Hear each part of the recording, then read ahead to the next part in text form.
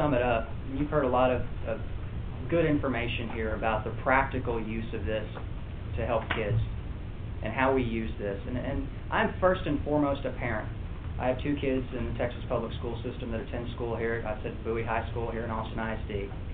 And when I looked at the ratings and I saw that Bowie High School was a recognized campus and that they had used TPM, I had neither more nor less confidence in that school than I had before, because I've always thought it was a great school.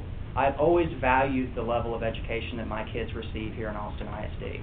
I think they've done an outstanding job of providing educational opportunities for my kids.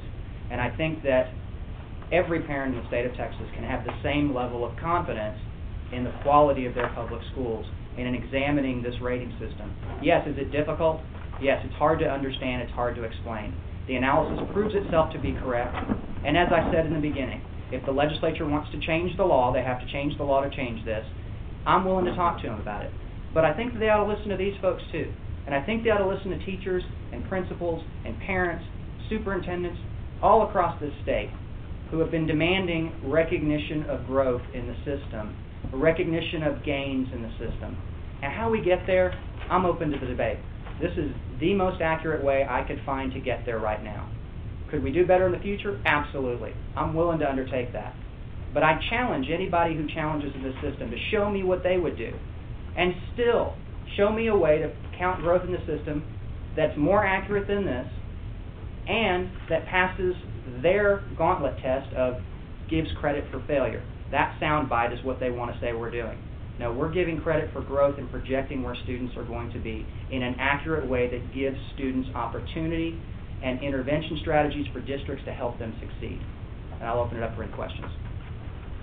Didn't you, in fact, initially favor another system, though? Yes, we did. It was less accurate than this, but it was more understandable.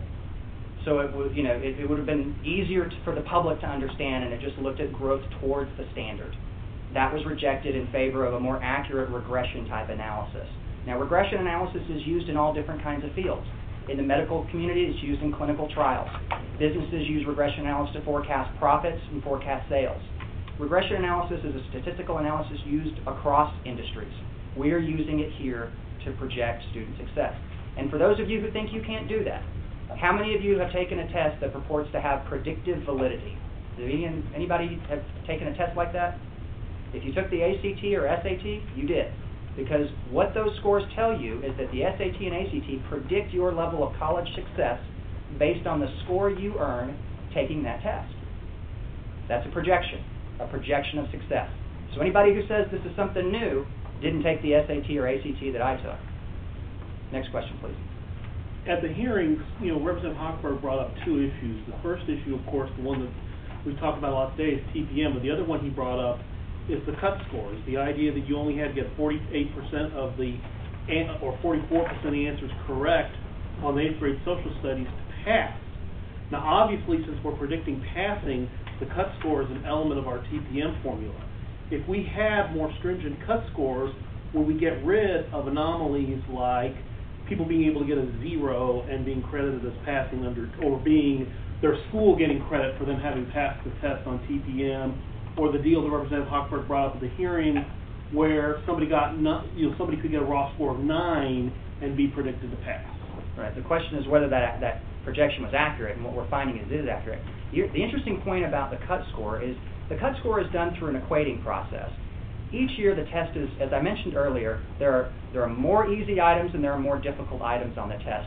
And what you do is you make a comparison from last year's test to this year's test, because you don't want a 4th grade class that comes in to get a more or less difficult test than the year before. So if you look at your test and you find that it's more difficult, you might lower that cut score to make all things equal for those two 4th grade classes back to back.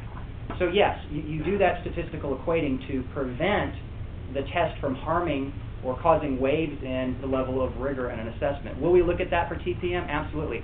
The more important thing is as we move into the new assessment system, we will be able to completely create a vertical scale for our grading structure that will allow even more accurate and clear projections and estimations of our student success. We applied the TPM to an old system that when they set the passing standards, they didn't create a vertical scale. And so we were kind of bootstrapping that in. So in the future, we'll be even more accurate than we are today. It appears that some 2/3 or 3/4 of the schools are now recognized or exemplary. Is that basically correct? That's basically correct. And But as I said, and less than 1 or 2% are unacceptable. Beyond all the statistical arguments, does that pass the common sense test to you? well, when you set an absolute standard, now it's interesting you bring that up, because what a lot of people would like us to do is create a bell curve where there's always going to automatically be a certain percentage of failure. We rejected that because we wanted to give every campus and every district the opportunity to reach an absolute standard. Now, is that absolute standard too high or too low? Well, what I know is, and what we discussed at lunch is, when we set the passing standard for the tax test, when we bring teachers in, they always set a higher standard than the system will bear. And that's why we had to do the standard error deviation and the 2-1 panel recommendation when we phased in the accountability system. Our teachers want a higher standard. With respect to the number of campuses and districts that are academically unacceptable, I think those out there that didn't make acceptable status this year would beg to differ that the system is too easy. I think if you contact them this afternoon, they'll tell you that they think it's a real system and that the rigor is there. The ones who are academically acceptable, some of them gated up using TPM, but you can only gate up one rating. You can't go from academically unacceptable to exemplary. So you can go from failing to acceptable, which takes you out of state sanctions and potentially Interesting overhauling point, the school. because what we said is the students still get the same interventions. You do not get out of providing services to students using this measure, and that is extremely critical here. We are not letting up on accountability for kids. They are still required to provide those interventions regardless of whether they gated up or not. Great point.